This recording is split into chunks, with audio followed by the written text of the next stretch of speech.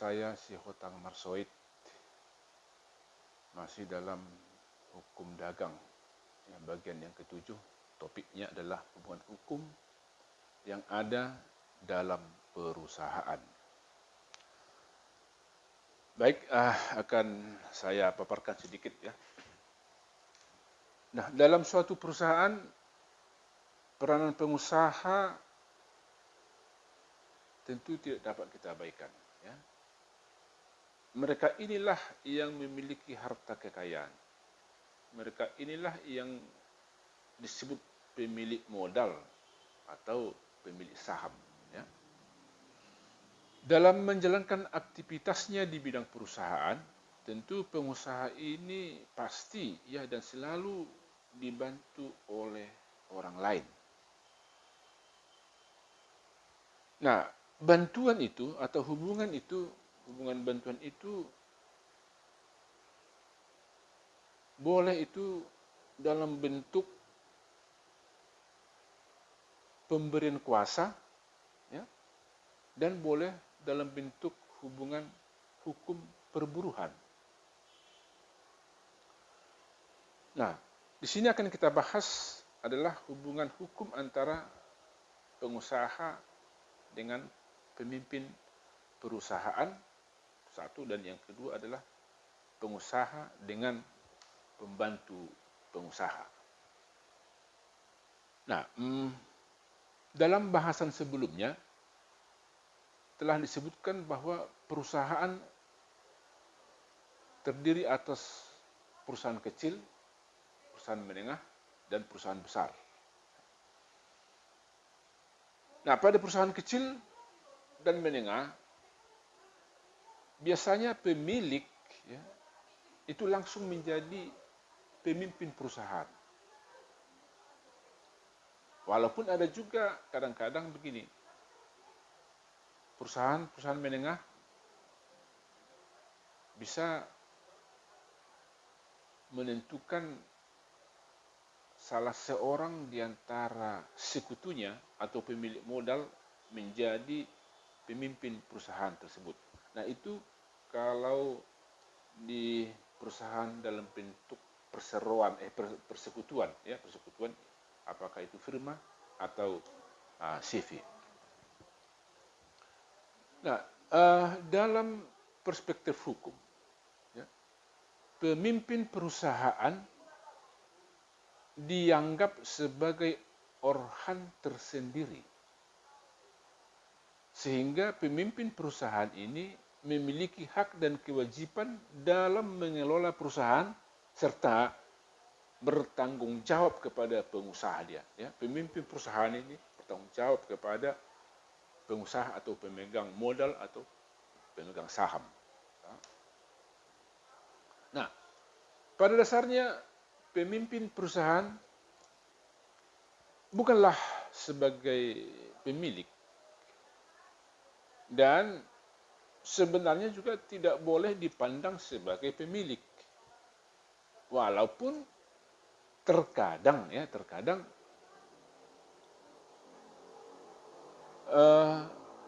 ada pemilik sekaligus menjadi pemimpin perusahaan. Di dalam perseroan tertentu kadang-kadang ada itu terjadi ya. Pemegang saham menjadi pemimpin perusahaan. Nah, pemahaman seperti ini tentu tidak berlaku bagi perusahaan kecil ya dan menengah. Kalau perusahaan kecil dan menengah itu pemimpin perusahaan itu adalah pemilik ya. Pemilik itu langsung menjadi pemimpin perusahaannya. Nah,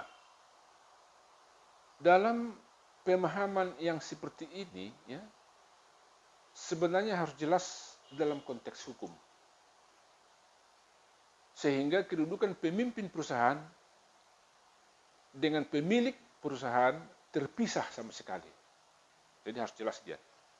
Pemimpin perusahaan itu adalah sebatas memimpin dan mengelola, sedangkan pemilik itu dialah yang memiliki harta kekayaan terhadap perusahaan ini. Jadi harus dipisah dia sama sekali supaya profesional. Ya. Nah, pemimpin perusahaan merupakan orang yang memiliki keterampilan, orang yang memiliki pengetahuan dalam hal mengelola perusahaan. Ya. Nah, sekarang kita lihat dulu hubungan hukum antara pengusaha atau pemilik dengan pemimpin perusahaan. Ya. Hubungan hukum antara pengusaha dan pemimpin perusahaan itu dikuasai oleh pola hubungan pemberian kuasa. Ya, dalam mana pengusaha sebagai pemberi kuasa, sedangkan pemimpin perusahaan itu menerima kuasa. Jadi pemilik modal atau saham itu di sini dia digambarkan, sedangkan di sini pemimpin. Dia itu memberikan kuasa kepada pemimpin perusahaan itu, sehingga pemimpin perusahaan inilah yang mengelola ya, perusahaan tersebut. Nah, jadi harta kekayaan dari suatu perusahaan itu adalah milik pengusaha, bukan milik pemimpin, bukan. Nah, namun untuk mengelola perusahaan tersebut, pengusaha memberi kuasa kepada orang lain. Ya. Nah, yang memberi kuasa tersebut adalah sekaligus dia menjadi pemimpin perusahaan. Ya. Jadi yang menerima kuasa menjadi pemimpin perusahaan. Ya. Nah, hal ini menunjukkan bahwa pemimpin perusahaan bukanlah karyawan, ya, bukan pembantu pengusaha. Jadi kalau begitu apa? Ya, sebagai apa? Nah, pemimpin perusahaan itu adalah wakil penuh dari pengusaha. Dia itu adalah wakil penuh dari pengusaha. Nah, oleh sebab itu hubungan hukum antara pengusaha dengan pemimpin perusahaan adalah hubungan hukum pemberian kuasa. Ya. Nah, bila pengusaha mencabut, di sini kita perlu tahu ya, bila pengusaha mencabut kuasa tersebut, maka penerima kuasa tentu tidak memiliki wewenang dan tidak berhak lagi mengurus perusahaan. Ya. Jadi sebagai penerima kuasa, maka pemimpin perusahaan harus melakukan prestasi. Nah, prestasi dimaksud adalah mengelola perusahaan serta mempertanggungjawabkan hasil pekerjaan kepada pemilik. Nah, jadi pemimpin perusahaan sebagai penerima kuasa, dia harus mengelola perusahaan itu dan mempertanggungjawabkannya kepada pemilik. Nah, sebagai imbalan kontra prestasi dari prestasi yang dilakukan adalah dia berhak akan gaji, ya, tentu gaji yang besar, ya, upah. Nah, yang kedua, hubungan hukum pengusaha dengan pembantu pengusaha. Nah, ini ditentukan oleh kedudukan pembantu pengusaha itu sendiri. Ya. Nah, pembantu pengusaha memberikan bantuan kepada pengusaha itu dengan bantuan tetap dan kontinu. Ya, secara terus-menerus dia. Tetap dan kontinu. Nah, oleh karena itu, hubungan itu didasarkan pada pola hubungan hukum perburuhan. Ya. Nah, pengertian bantuan tetap dan kontinu adalah pembantu pengusaha itu melakukan pekerjaan tetap dengan mendapat upah atas pekerjaan itu. Nah, tentang pekerjaan tetap sudah saya jelaskan pada video sebelumnya, ya. Pekerjaan itu, kalau kita memiliki pekerjaan, maka kita berhak mendapat upah. Nah, sama dengan ini, ya. Sama dengan ini. Nah, jadi dengan demikian, pembantu pengusaha yang kita sebut memberikan bantuan tetap dan kontinu, itulah yang disebut dengan pekerja. Ya, pekerja. Nah, pembantu pengusaha berkewajiban melakukan pekerjaan di perusahaan yang dibebankan pengusaha kepada dia. Nah, jadi pengusaha yang memberikan pekerjaan kepada pembantu pengusaha tersebut. Tetapi pengusaha dalam hal ini sudah diwakili oleh pemimpin perusahaan. Ya. Jadi pemimpin perusahaan itu tadi adalah sudah menerima kuasa dari pengusaha, lalu pemimpin perusahaan inilah yang menjabarkan ya, arah dan tujuan kemana perusahaan itu. Nah sebaliknya begini, pengusaha yang sudah mendapat bantuan tetap dan kontinu itu berkewajiban membayar upah atas pekerjaan yang dilakukan oleh pengusaha tersebut. Ya. Nah, jadi sudah ada dua kita lihat ya, hubungan hukum pengusaha dengan pemimpin perusahaan. Itu adalah hubungan hukum pemberian kuasa. Pemberian kuasa itu biasanya dilaksanakan kalau dia di perseroan, dilakukan itu di rapat umum pemegang saham. Ya, bisa saja misalnya kalau di dalam persekutuan apakah firma dan CP itu di dalam rapat sekutu, ya ditentukanlah salah seorang di antara sekutu ini menjadi pemimpin perusahaan. Nah, yang kedua itu tadi adalah hubungan hukum pengusaha dengan pembantu pengusaha berdasarkan pada hubungan hukum perburuhan. Ya, perburuhan. Nah, kenapa? Karena pembantu pengusaha itu melakukan pekerjaan tetap dan kontinu. Ya, mereka itu bekerja. Jadi ada subordinan, pengusaha dengan karyawannya. Itulah makanya disebut hubungan hukum perburuhan. Nah, yang ketiga, ya. Nah, di samping itu dikenal juga hubungan hukum campuran. Ya, apa itu?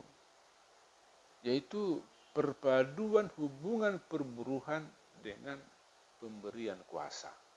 Ya, jadi dasarnya adalah hubungan hukum perburuhan, lalu kemudian dikembangkan lagi dengan hubungan hukum pemberian kuasa. Tetapi hubungan hukum perburuhan itu tidak hilang. Basicnya tak di sini. Ya, basisnya tak di sini. Nah, maksud dari campuran itu adalah dasar hukumnya disasarkan pada hubungan hukum perburuhan, tetapi dalam berbagai hal pekerja, ya, pekerja atau karyawan itu diberi kuasa untuk melaksanakan suatu prestasi. Ya. Jadi pemimpin perusahaan membebankan kepada pekerja tetap itu untuk melaksanakan suatu prestasi. Jadi itu tertentu, makanya disebut dengan campuran. Ya. Adapun contoh hubungan hukum perburuhan dalam suatu perusahaan adalah semua pekerja. Oke, ya. Kemudian contoh hubungan hukum campuran adalah karyawan tetap tadi, ya, yang didasarkan pada hubungan perburuhan itu diberi kuasa untuk melakukan pekerjaan-pekerjaan tertentu.